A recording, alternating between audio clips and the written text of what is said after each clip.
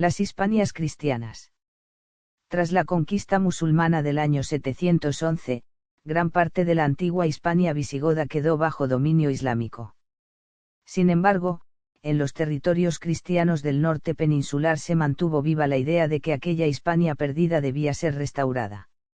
Astures, cántabros y vascos constituyeron la principal base poblacional de los núcleos cristianos que resistieron frente al andaluz. Aunque estos territorios estaban muy fragmentados políticamente, la idea de Hispania seguía presente todavía en el siglo IX, como han señalado historiadores como Eloy Benito Ruano. Las llamadas Hispanias cristianas estuvieron marcadas principalmente por dos características, la fragmentación política y la guerra. La unidad del antiguo reino visigodo desapareció entre los territorios cristianos del norte. En su lugar surgieron distintos reinos, condados y entidades políticas independientes que evolucionaron de forma separada. En estos territorios se desarrolló progresivamente un sistema feudal, en el que gran parte del poder quedó en manos de la nobleza y de la Iglesia.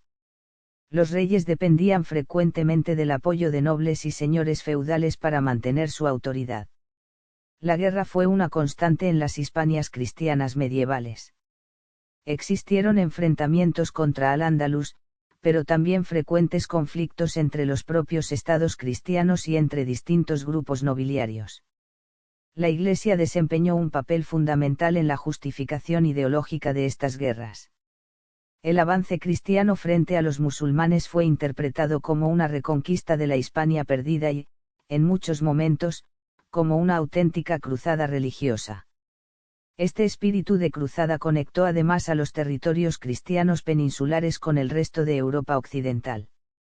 Las peregrinaciones a Catedral de Santiago de Compostela se convirtieron en uno de los grandes fenómenos religiosos de la Edad Media. El Camino de Santiago actuó como un importante vínculo cultural, económico y político entre los reinos cristianos peninsulares y el resto de Europa. Gracias a estas peregrinaciones llegaron nuevas ideas, influencias artísticas, corrientes religiosas y contactos comerciales que contribuyeron al desarrollo de las sociedades cristianas hispánicas. La desaparición del reino visigodo y la expansión musulmana provocaron la fragmentación política de la península ibérica en numerosos territorios independientes. Esta división tuvo dos grandes causas principales. Por un lado, influyó el sistema electivo de la monarquía visigoda, que dificultaba la estabilidad dinástica y favorecía las disputas entre nobles por el trono. Por otro, resultó decisiva la intervención del Imperio Franco de Carlomagno, que llegó a controlar buena parte de la zona pirenaica. En los Pirineos, los francos organizaron una serie de territorios fronterizos conocidos como la Marca Hispánica. Estos territorios dependían del rey franco, que cedía su gobierno a condes bajo su tutela para defender la frontera frente al andaluz. Con el tiempo, muchos de estos condados fueron adquiriendo una creciente autonomía. A partir de estos núcleos surgieron progresivamente los principales reinos cristianos medievales peninsulares. El reino de Asturias, fundado tras la resistencia cristiana frente a los musulmanes, evolucionó más tarde hacia el reino de León entre los siglos VIII y X. Posteriormente, el Reino de León alcanzó una gran importancia política entre 925 y 1230. Mientras tanto, Castilla pasó de ser un pequeño condado fronterizo a convertirse en uno de los reinos más poderosos de la península. En la zona pirenaica occidental surgió el Reino de Pamplona, origen posterior del Reino de Navarra. En el este peninsular se desarrolló la futura Corona de Aragón, resultado de la unión entre Aragón y los condados catalanes. Con el tiempo, esta corona protagonizó una importante expansión mediterránea conocida como expansión catalano-aragonesa. La fragmentación política continuó durante gran parte de la Edad Media debido a nuevos factores de división. Los reyes medievales consideraban sus territorios como patrimonios personales que podían repartirse entre sus herederos, lo que provocaba frecuentes divisiones y conflictos sucesorios.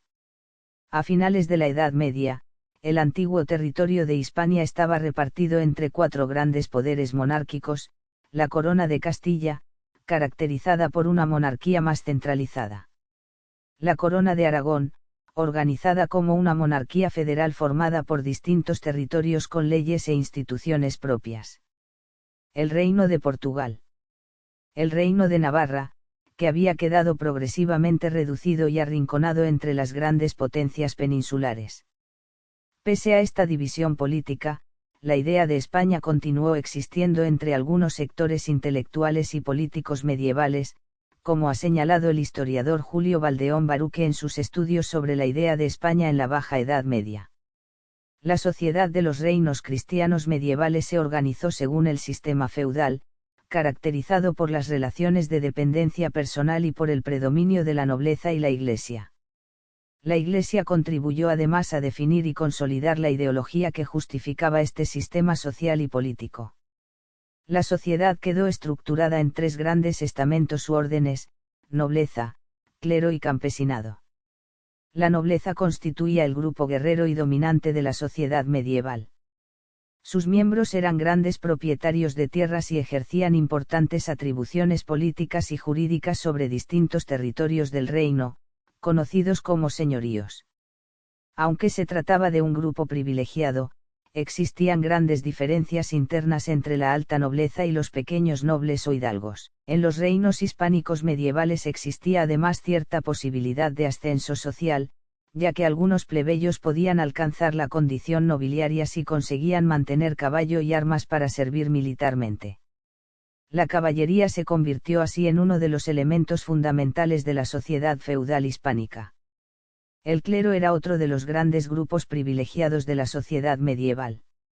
La Iglesia recibió extensas tierras y señoríos por parte de los monarcas y nobles, aumentando enormemente su poder económico y político. Especial importancia alcanzaron las órdenes militares hispanas, organizaciones religiosas y guerreras que participaron activamente en la lucha contra Al-Ándalus. Entre las más importantes destacaron las órdenes de Orden de Calatrava, Orden de Santiago, Orden de Alcántara y Orden de Montesa. Estas órdenes recibieron amplios territorios en las zonas fronterizas conquistadas a los musulmanes. La mayoría de la población pertenecía al campesinado. Normalmente los campesinos no eran propietarios de las tierras que trabajaban y dependían de la autoridad de sus señores. Muchos vivían en condiciones cercanas a la servidumbre y estaban sometidos a obligaciones económicas y personales. Sin embargo, la necesidad de atraer pobladores a las nuevas tierras conquistadas a Al-Ándalus obligó frecuentemente a reyes y señores a ofrecer condiciones favorables y ciertos derechos a quienes se instalasen en esos territorios. A partir del siglo XI comenzó un importante crecimiento de las ciudades. Con él apareció una nueva burguesía urbana formada por comerciantes y artesanos que fue adquiriendo cada vez mayor importancia económica. Muchas ciudades recibieron fueros, es decir, privilegios y normas propias que garantizaban determinados derechos a sus habitantes. También surgieron las cortes medievales, asambleas en las que estaban representados distintos grupos del reino y que servían como órgano de relación entre el monarca y sus súbditos. La economía de los reinos cristianos medievales siguió siendo fundamentalmente agraria y ganadera. La riqueza dependía sobre todo de la posesión de tierras y del control de la producción agrícola y ganadera, base principal de la sociedad feudal.